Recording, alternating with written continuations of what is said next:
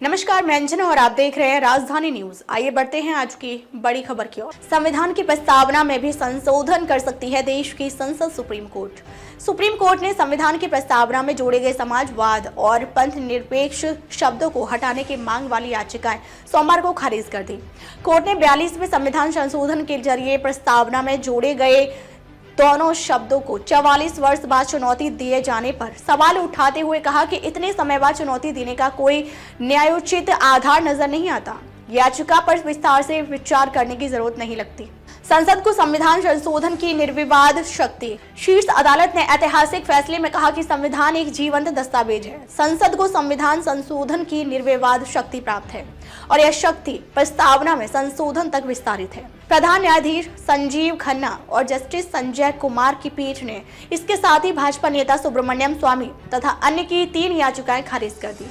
Court ने याचिका की खारिज तीनों ही याचिकाओं में आपातकाल के दौरान 1976 में तत्कालीन इंदिरा गांधी सरकार द्वारा 42वें संशोधन के जरिए संविधान के प्रस्तावना में जोड़े गए शब्द समाजवाद और पंथ निरपेक्ष को चुनौती दी गई थी। इनमें कहा गया था कि संविधान में शुरू में ये दोनों शब्द नहीं थे, इन्हें बाद में जोड़ा गया और वह भी पूर्व तिथि यानी संविधान अंगीकार करने की तिथि 26 नवंबर 1949 से प्रभावी किया गया।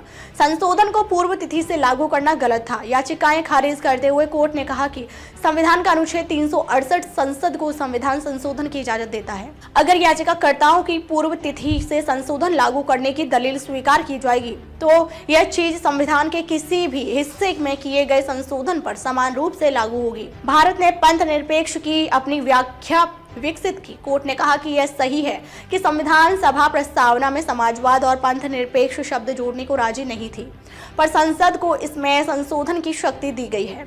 समय के साथ भारत ने पंथ निरपेक्षता की अपनी व्याख्या विकसित कर ली है। यह सिद्धांत संविधान के अनुच्छेद 14, 15 और 16 से आता है, जो धर्म के आधार पर भेदभाव की मनाही करता है। प्रस्तावना का मूल तत्व समानता, बंधुत्व व गरिमा, साथ ही कानून के समक्ष समानता और रोजगार के अवसरों में समानता की गारंटी देता है। प्रस्तावना का मूल तत्व समानता, बंधुत्व व गरिमा है। कोर्ट ने संविधान में धार्मिक और भाषाई अल्पसंख्यकों को प्राप्त विभिन्न अधिकारों का जिक्र करते हुए कहा कि इसके बावजूद अनुच्छेद 44 के नीति निर्देशक तत्वों में सरकार को नागरिकों के लिए समान नागरिक संहिता लागू करने का प्रयास करने की इजाजत दी गई है। पंथ निरपेक्षता संविधान का मूल तत्व। केशवानंद भारती सहित कई पूर्व फैसलों में कहा जा चुका है कि पंथ निरपेक्षता संविधान का मूल तत्व है।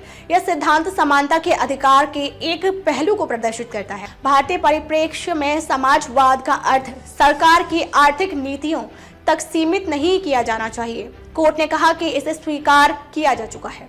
अब तक के लिए बस इतना ही। फिर मिलते हैं एक ऐसी ही बड़ी खबर के साथ। तब तक नमस्कार और देखते रहिए राजधानी न्यूज।